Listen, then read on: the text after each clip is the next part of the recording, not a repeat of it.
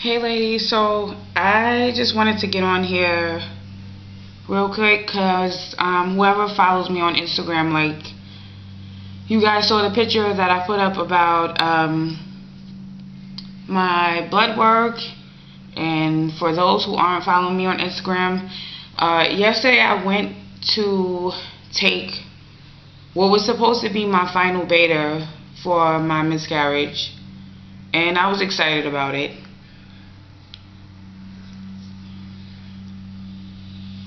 And bear with me, y'all, because I'm really trying to keep it together. So you guys know, I haven't really, after I gave the update of the miscarriage, I really didn't make any more videos about my miscarriage because I wanted to just put it behind me. And I guess in that, I don't know if I dealt with my feelings or not, but the pay it forward kind of took my mind off everything. And I just want to thank you ladies, because that's what's been helping me. So I went for my beta yesterday, and the one that I had before that, my levels had dropped to 132, so we were doing good because it had dropped from 175. So it looked like all was good. So that was last week Tuesday. So I went in today and my level is now 147, which means that my level went up, and it should be in negative numbers now. So of course I found out this news right before we left to go to Beyonce concert yesterday, and it was upsetting, but I figured I got to go to the concert, that's what I'm gonna focus on. So this morning I got up and I went to get my beta done again. I mean, being that they called me about my beta yesterday, I had to go today for this procedure called an endometrium biopsy. And I don't know if any of you have had it done, but it's extremely painful. It's HSG times 2. So I got that done, and thankfully my husband was around the same area because he had to go to the doctor. So he came and he was there with me holding my hand. But I guess it's becoming difficult because I wanted to put this behind me, and I feel like I can't put it behind me because it's still there. So as I told you guys before, my worst fear was having an ectopic pregnancy. And from the 3 ultrasounds that I had done, my doctors, they had me under the impression that I wasn't having an ectopic pregnancy. So when your levels go down and they come back up, most of the time that's what it signals that you're having an ectopic pregnancy. And my biggest fear was an ectopic pregnancy because I know what can happen if you have a rupture. You can lose a tube, and I didn't want to go through that. So when I got to the doctor today, he did another ultrasound, and of course they still couldn't see anything.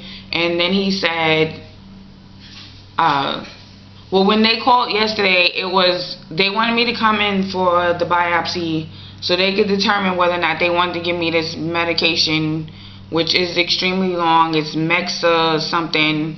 If you Google medications to end an ectopic pregnancy, it'll come up. It's methotrexate or something, I don't know. So me and my husband wanted to know why we needed to do the biopsy if they could just give me the medication. So the doctor came in and he spoke to us, and basically he said that they didn't want to give me the medication if they didn't have to. So the reason of the biopsy was to scrape cells from off of my cervix to see, I guess they can determine if there's pregnancy tissue inside of the uterus. So then he started like explaining to us with the medication, the reason why they don't want to just give you the medication if they don't have to is because, number one, the medication stays in your system, it lingers in your system for a while, and like there's side effects, and then sometimes it doesn't work, so then you have to get another shot. Like, yeah. So with all of that being said, I went ahead and got the biopsy done, and so I had to wait for them to call me. So I just got the call about 10 minutes ago from my nurse, and lo and behold, there's no tissue, there's no pregnancy tissue in my uterus. So obviously my baby implanted somewhere else. And it's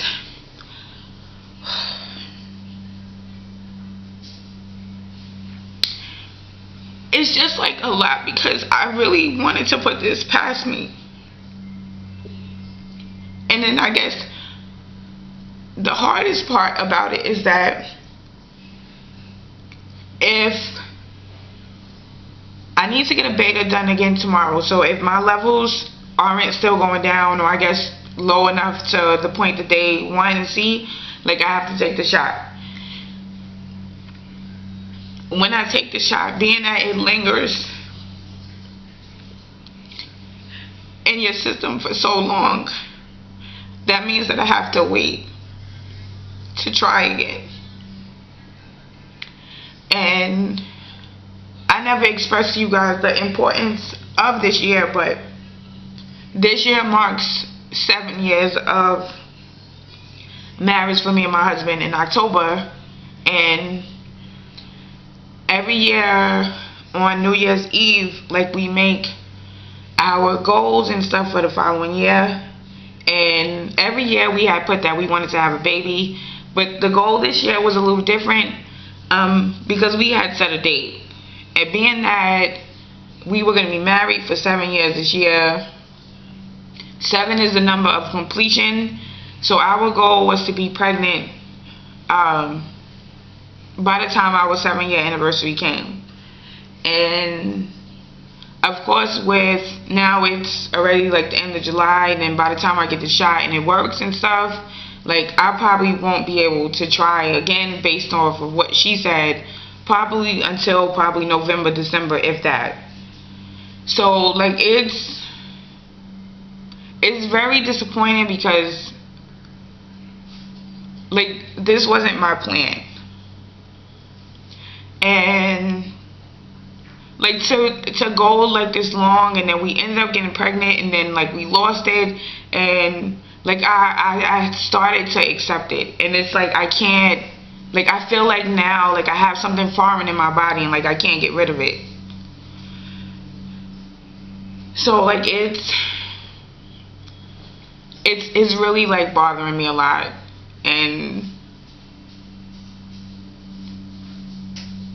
like, I don't know, like, I wanted to be grateful that like I had got pregnant and stuff, but like, this wasn't what I was looking forward to. And like, I felt like if I was gonna have a miscarriage, just let me have a miscarriage. And this now is like what I'm dealing with. And like, I just feel like it's not fair. But like, there's nothing that I can do about it. Like, and I want to apologize for, I guess, coming on here and being so upset and messing up anybody's day. But I just wanted to let you guys know what was going on, because I posted the picture on Instagram, and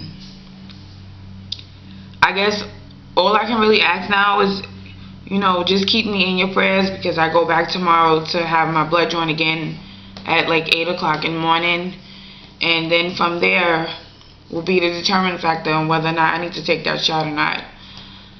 So thank you guys for listening, and I'll see you guys in the next video.